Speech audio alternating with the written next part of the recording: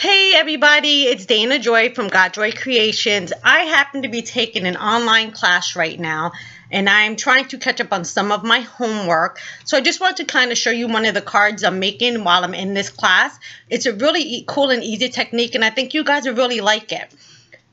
So first, you're just going to start out with a large stamp set, one that has like some openings in the design. This one here is Hero Arts Highlight.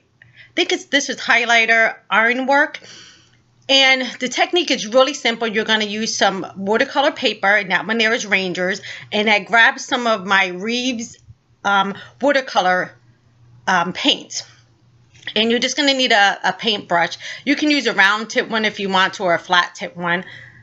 So we're going to go ahead and get started. I'm going to use this stamp here, and this is what's going to make my background. To be honest, I really love the design of this stamp. You can use it in, just regular embossing, if you want to black emboss this. It's just such a pretty stamp.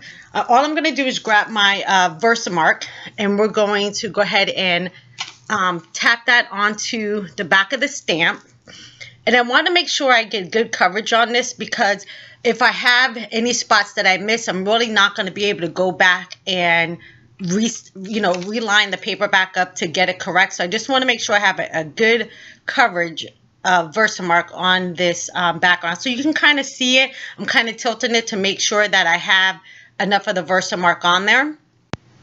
Okay, I have that covered. Now there's two sides to the watercolor paper, and I want to use the smooth side. I really don't want to have texture on this card. So all I'm going to do is line up my paper. And what you want to do when you're using stamps like this is to press really hard, because if you don't, you're going to miss areas where the Versamark didn't catch to the paper. So you just want to make sure that you're rubbing pretty hard on all of your corners, and especially in the center, to make sure that you get a really good impression with this. Otherwise, it's really hard to fix. So let's see how I did. Well, I did pretty good. I think I got all of the areas. So we're going to go ahead and move that stamp aside, and I'm going to grab some clear embossing powder. Now I keep mine in a large tin because I end up using this a lot more than any of the other colors. So my other ones are still in their small containers, but for the clear one, I just put it in a big container because I use it more often. So I'm just going to load up some of the embossing powder. I want to make sure I get good coverage on this. It would be kind of difficult to go back and correct this if I end up missing spots. So I'm just going to make sure I have enough on here. And I can always tap off any excess that I have right back into the container. That's not a big deal, but I want to make sure that I start off with enough. I think I have good coverage there, so I can go ahead and set aside my embossing powder.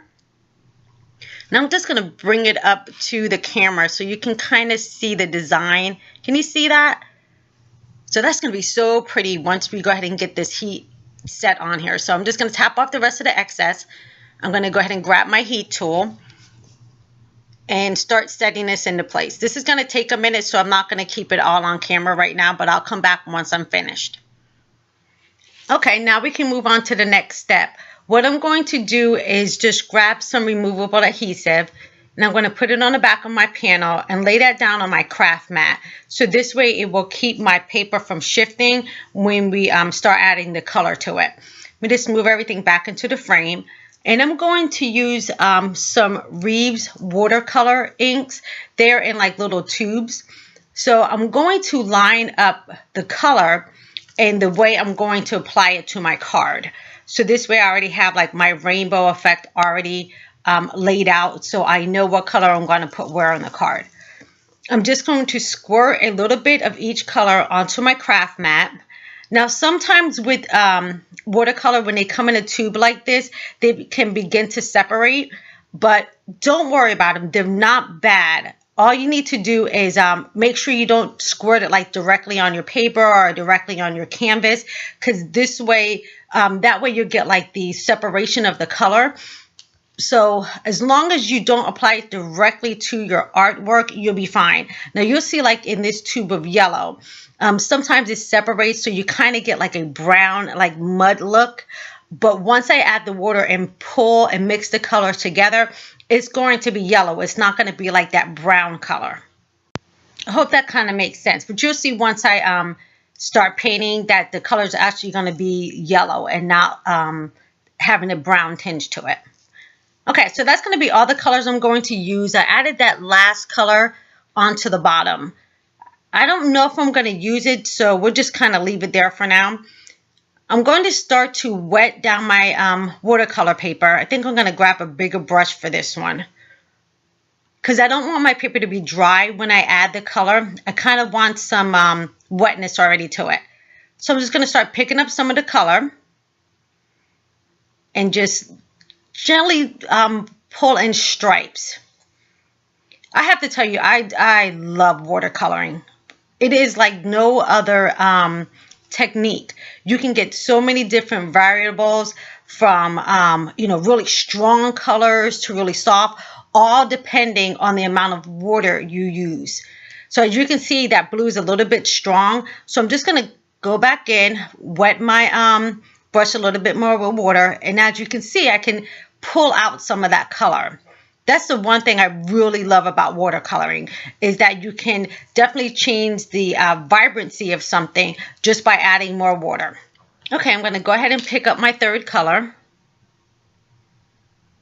which this one's going to come out almost like a magenta color. Isn't that gorgeous? Oh, I tell you, I get fascinated every time I watercolor, because you can do so much with 2 or 3 colors to get them to blend really nicely. And the one thing I do like about watercoloring is if you have a color and you're not really that crazy about it, go ahead and let it dry, and then you can go back over it and add the color that you want. I don't know if I'm really making sense when I say that, but like, let's say for instance, I have too much of the blue. I can heat set that and then go back over with some of the purple, and that's going to kind of dilute that blue out and give me more of the purple that I'm looking for. So that's one of the great things with watercoloring. You can, go back and kind of fix your mistakes. So I'm going to go in now with the orange, and that is a little bit too bold for me. I think I totally forgot to add water to my cardstock. So let me go ahead and do that. We rinse out my brush and then add a little bit more water so I can get that color to blend a little bit better. There we go. All right, now it's moving. So I'm just going to add a little bit more water, so this way when I'm adding the rest of my colors, it's not like I'm going to be an airhead and forget. All right, now here's the yellow I was talking about. Remember I said that, kind of had that brown tinge to it? But you see, it goes on yellow. So you don't have that color, even though the paint kind of separated, you're not getting that when you actually put it onto the card. So as you can tell, it's coming out just like yellow. It's not coming out like that mud color I was referring to earlier. So I'm going to go ahead and grab some of my green and place that towards the bottom of the card.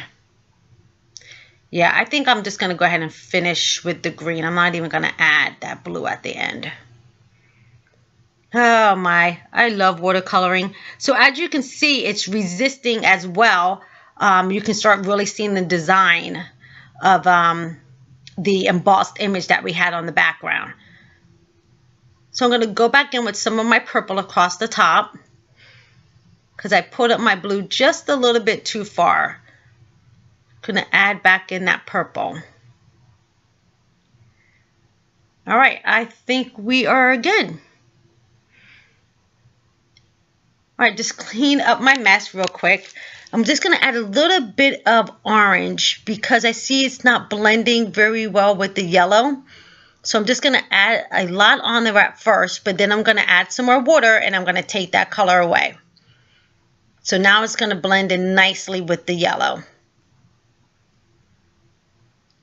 A little bit more touching up.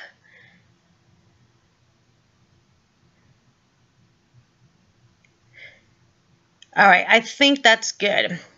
Now I have some puddles that are going on the side of my card. So all I have to do is grab my paper towel and kind of like suck up that water a little bit, so I can kind of get a cleaner edge. And I think I'm going to add a little bit of orange back to the corner that I took off there. Just blend out my lines a little bit more, and then I can go ahead and use my paper towel to get some of that excess water off. It's going to be okay because I'm going to end up heat setting this anyway. So whatever is pooling up on the side, I'm going to be able to go ahead and get that color up.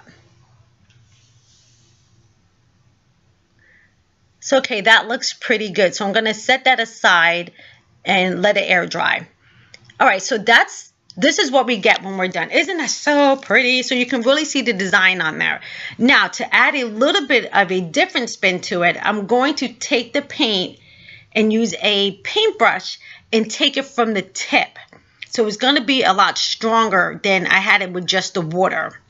And I'm just going to go in and randomly pick spots to add some color to. And I'm going to do this for the entire card. So I'm going to like paint one and then maybe like skip over the next one.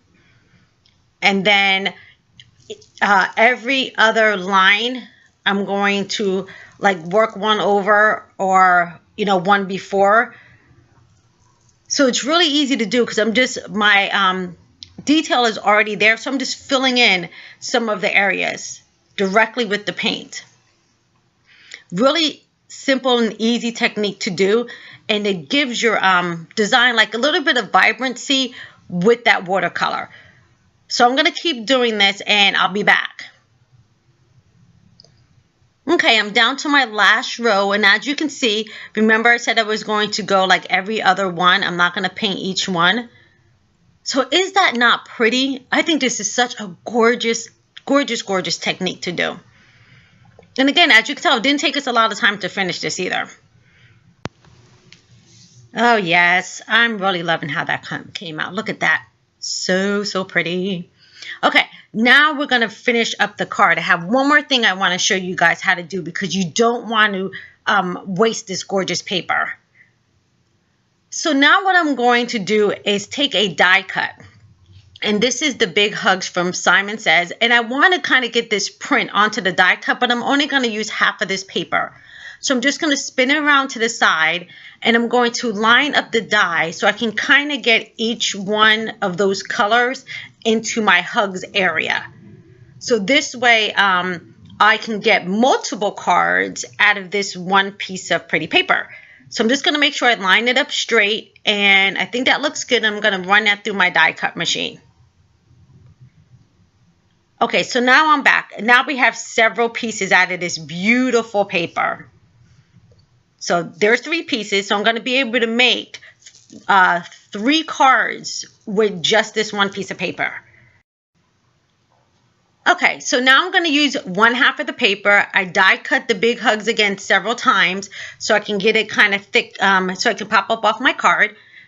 And I love the black because it's going to be very striking against that pretty paper we have there. So I want to do a sentiment above and below the hugs. So let me show you how I'm going to do that. I ended up picking up a stamp out of the Simon Says stamp Chalkboard Love. And I'm going to use that one right there. Now, as you can see, it has multiple words on that sentiment. And I don't need all of them. So I'm going to tape off the words that I don't need. So this is a pretty easy technique. All you have to do is grab some washi tape or painter's tape. And you're just going to cover up the words that you don't want to use. So as you can tell, you know, this had, you know, 4 or 5 different words on there to, to make one really pretty sentiment. But if we don't want all that and we want to pick and choose the words, it's kind of easy to do.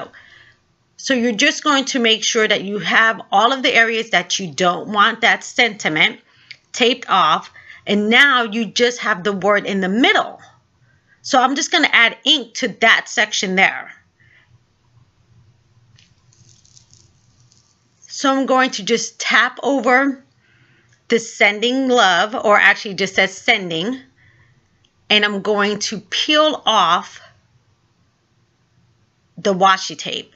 And I get a clean cut look. So I'm just going to clean up some of the area that I might have got some ink on before I press that down.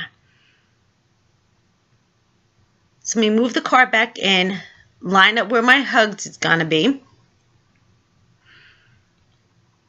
And then place where I want the sending.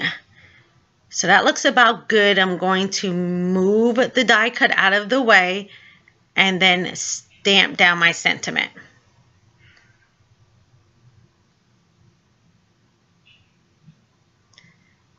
Okay, that looks pretty good. Now I'm going to put my hugs back in place so I can get the sentiment that I'm going to put underneath. Just going to get a baby wipe and clean up that area because we no longer need that sending part of this sentiment. Let me dry it off so I don't get any residue on my card. Now I'm going to go back and I'm going to tape off the top part because we no longer need that. And you can reuse the tape. No need to waste your washi tape there. So I'm going to line the area again that I don't want to have any ink on. Let me just wipe that off so I don't get it on my fingers because I'm good for that. So one last area I need to tape off before I can get the last part of the words that I really want to use off of this stamp. I hope this is all making sense to you guys. Just going to make sure I line it up pretty good. And let me add one more piece to the corner. All right, now I just have the words that I want to have with the ink on it. So again, I'm just going to use my Versamark ink. Not Versamark, VersaFine. And see, now I have the area that I want. That's the only part of the sentiment that I want. So how easy is that? I mean, you can reuse these stamp sets over and over and over again. We just peel off that last piece there. Make sure everything's clean. Excuse my head. And I'm going to line that up. Make sure I have it in the right spot. Yep. Okay. Now I can just gently move that out of the way and press down.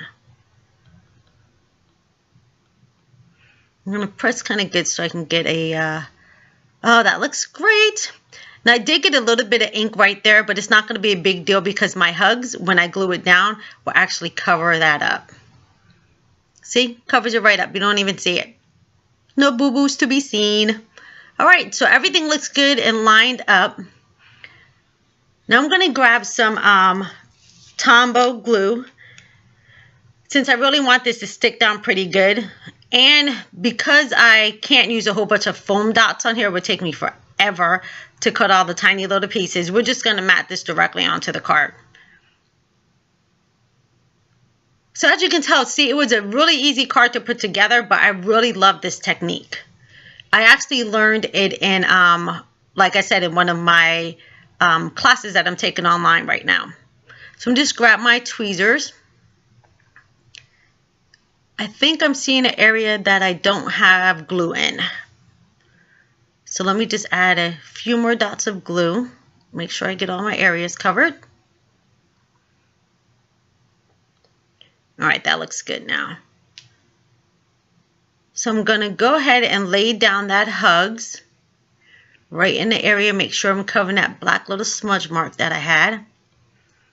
You press that down. All right, that looks pretty good. Okay, I'm really liking this card. Really liking it.